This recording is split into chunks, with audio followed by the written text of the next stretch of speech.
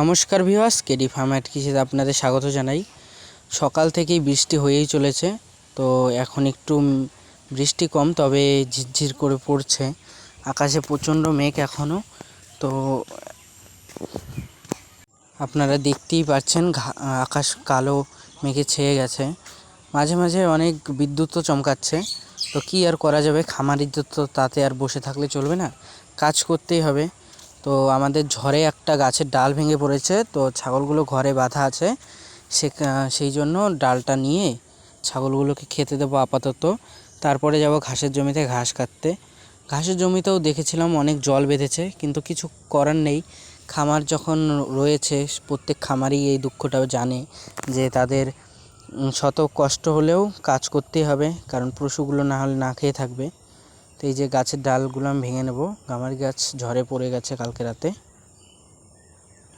থেকেই মুষলধারে বৃষ্টি হয়ে যাচ্ছে।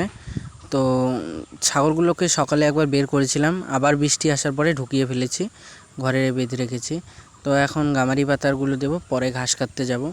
এই দেখো কত জল জমেছে, হাঁসগুলো বাইরে, এই যে বাচ্চাগুলো এই সাইডে, অনেক জল হয়ে গেছে। কিন্তু ওয়েদারটা কিন্তু দারুণ দেখতে লাগছে। ওই যে ছাগলগুলোকে পাতাগুলো দিয়ে দিলাম, এগুলো খাচ্ছে। ততক্ষণ দিনটা খামারিদের কাছে প্রচুর চ্যালেঞ্জিং এবং কষ্টেরও। এই দিনে যে কবার ভিজতে হয়, কবার যে জামা কাপড় পাল্টাতে হয়, সেটা মানে বলে বোঝানোর মতো সম্ভব না। আমি যাব এখন ঘাসগুলো আনতে। আমি ঘাসগুলো কাটবো, কিন্তু বৃষ্টি পড়ছে, বৃষ্টিতে ভিজে ভিজেই ঘাসগুলো কাটছি। হয়তো ক্যামেরাতে ভালো বোঝা যাচ্ছে না, যেহেতু ঝিরঝিরি বৃষ্টি পড়ছিল। তো এখন দেখি অনেক জল কাদা হয়ে গেছে, তার মধ্যে দিয়ে আমি বেছে বেছে কাটছিলাম, যেগুলো বড় বড় হয়ে গেছে সেগুলো কাটছিলাম। আর ক্যামেরাটা মাকে দিয়েছিলাম ভিডিও করে দেওয়ার জন্য, কারণ আমি একা একা ঘাস কাটবো নাকি ভিডিও করব। তো মা আমাকে খুব সাপোর্ট করে সব বিষয়েই, তার জন্য আমি সত্যি খুব কৃতজ্ঞ।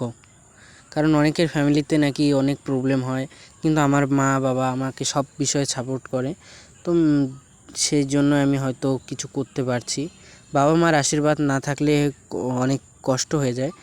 তো এগুলো ঘাসগুলো নিয়ে যাব। ঘাসগুলো এখন জল ঝরাতে থুয়ে দেবো কিছুক্ষণ, তারপরে জলটা শুকনো শুকনো হলে সেগুলোকে পরে খেতে দেবো।